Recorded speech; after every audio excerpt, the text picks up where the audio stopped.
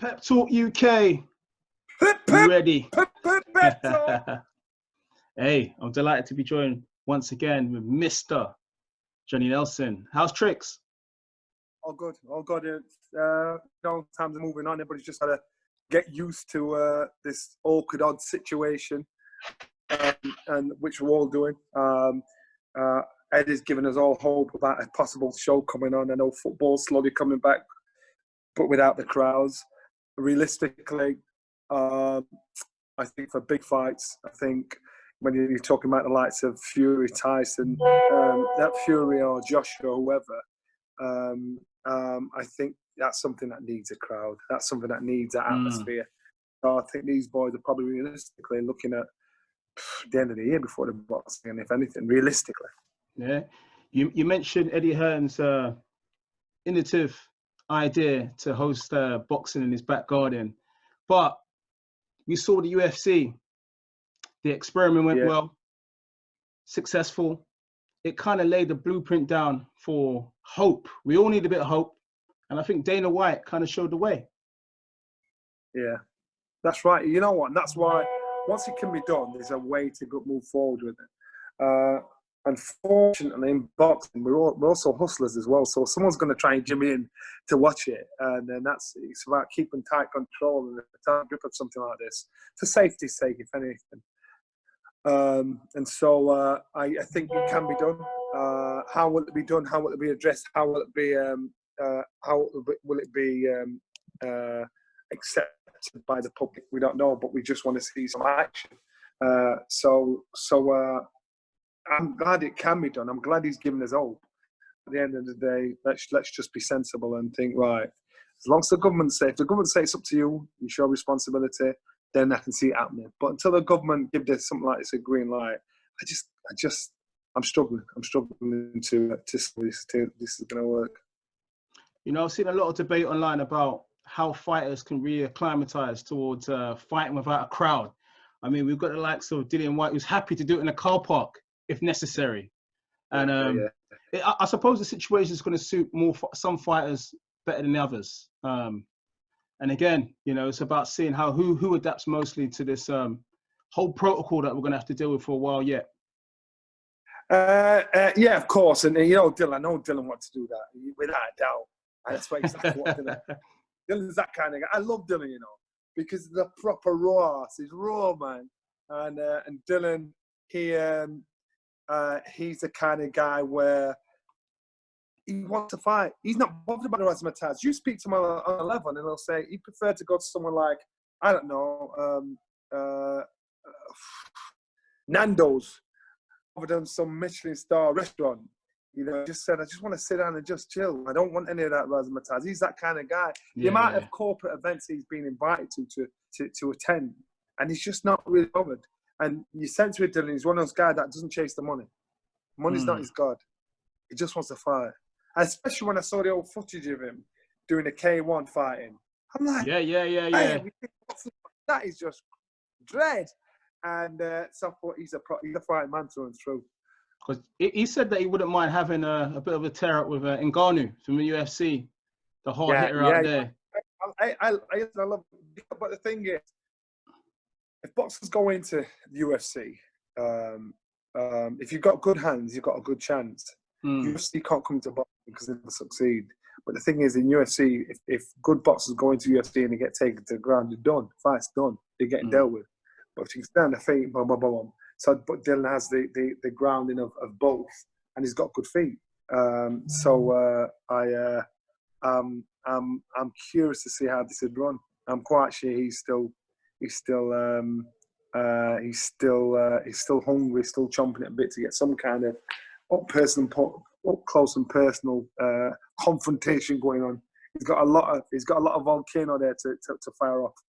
Yeah, you know, it's interesting. I think in terms of UFC and boxing, we saw Mayweather and McGregor, and I was listening to Drink Champs the other day. Noriega, the guys out in the States with Mayweather. Mayweather said for that fight, he didn't even train. He just did press-ups and sit-ups. Is it that easy for a boxer to deal with a MMA fighter in a boxing ring? Mayweather's the kind of guy that when I interviewed him once, I said, "Was anybody frightened?" He said, "No, because I was the best in the world." He's not going to give you props because he wants you to. He's head and shoulders above the best.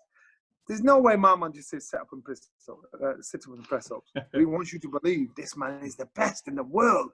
That's all he ever did. I don't believe that for 1 second. That's all he did. But it was a great line. Yeah, I mean, look, back to Dillian White. Obviously, it's been out there. You know, he says that he toppled Fury a number of times in sparring. I mean, what do you know as the inside hook? What do you know? I'd heard that. I'd heard that many times as well. I did hear that.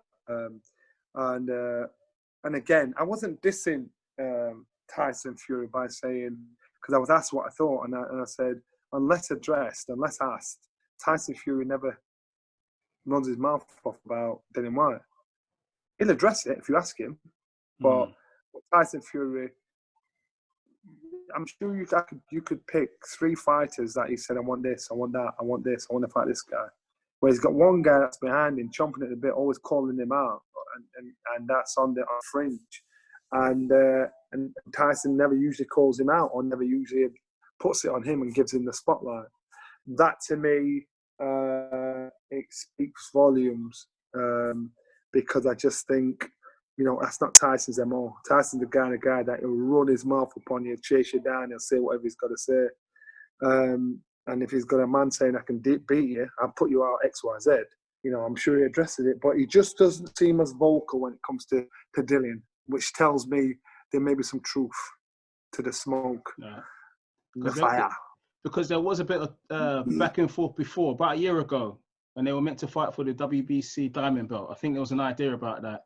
And there was a lot of insults back and forth. Yeah, that's what I'm saying. So it was handed out, say, yeah, I'll fight him if it's for this. And when it was for that, all of a sudden that conversation was forgotten about. And that's what Dylan's peeved about, because basically saying, yo, what we doing then? You know, this is what you said, you've changed your mind. And hey, listen, it's not just Tyson Fury, it's Deontay Wilder as well. You know, the only person that's fought him out of all of them is Anthony Joshua. You know, regardless if they say, let's do a rematch, Anthony Joshua's done what he's had to do. And he's fought him. Now Wilder, Fury, you know, Dillian's in a position where they have to fight him.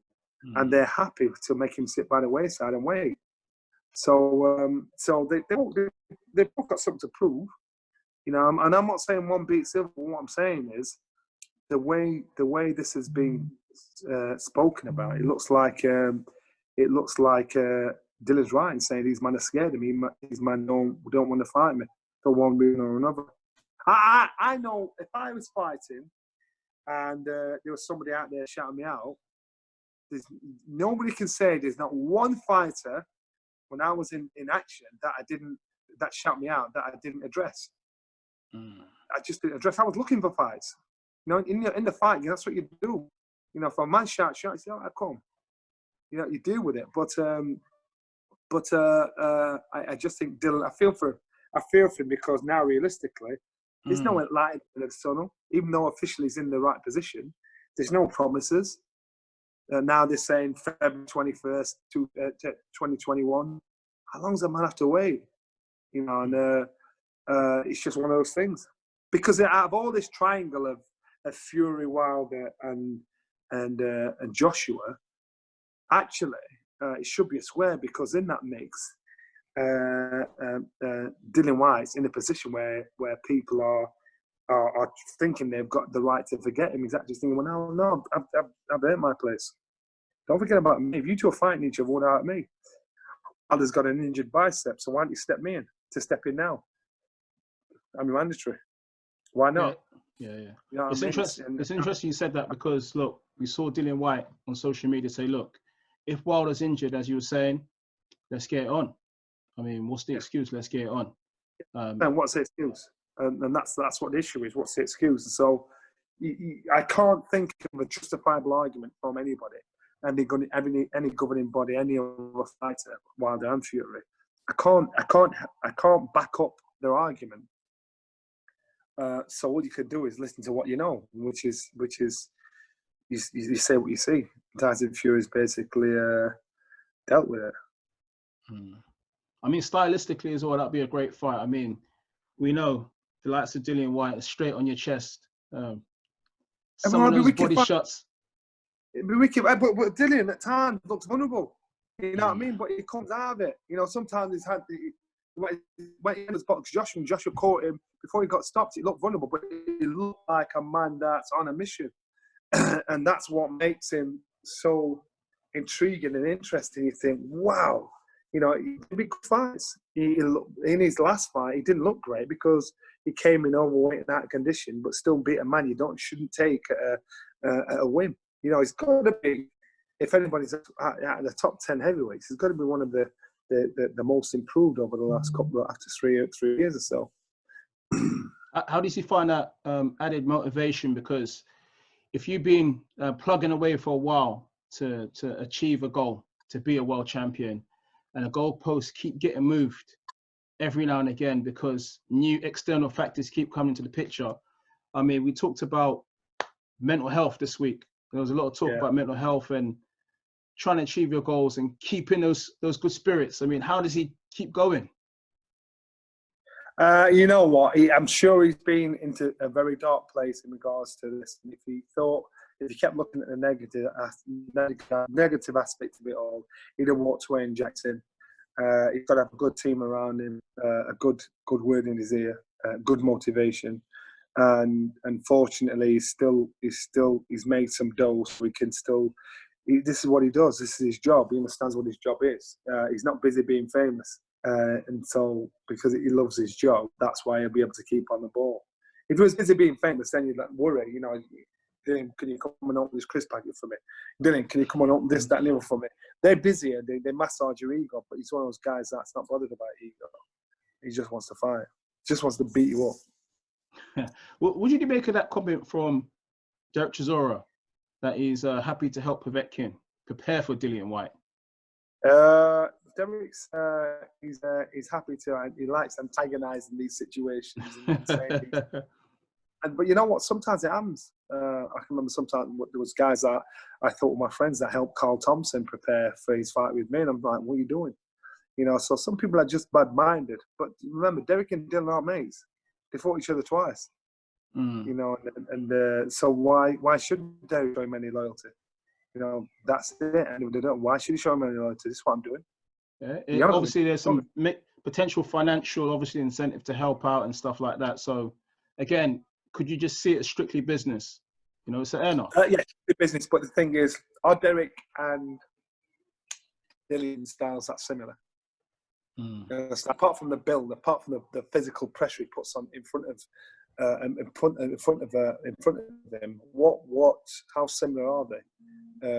Derek's jabs aren't he doesn't throw as much of a long jab. His arms aren't as long. You know, this is why I don't actually believe 100% because you look at his body. He's not got the same length and arms. Style wise, you know, his style is very different from Dillian White's. The only thing they've got similar is the build. Yeah, he said he's up for a third fight. That would be to be fair, 1 and 2 were some good fights. You know, a third fight. Yeah, that's what I'm saying, and that's why they weren't a shutout until he knocked him out cold. But they were good fights. They were good entertaining fights. Wish I could see happen again. Yeah. Would you fancy the gloves are off between the two? I think these two are a bit more cultured now. So if they're going to do something, they'll make sure they do it before or after the show. Yeah, these boys, they're now professionals. They're now mature professionals, so they understand that sometimes they've both realised they can't take the piss out of each other because one will bite, if not the other. So that first one was like first blood, his little draw to say, all right, then let me see what I can get away with.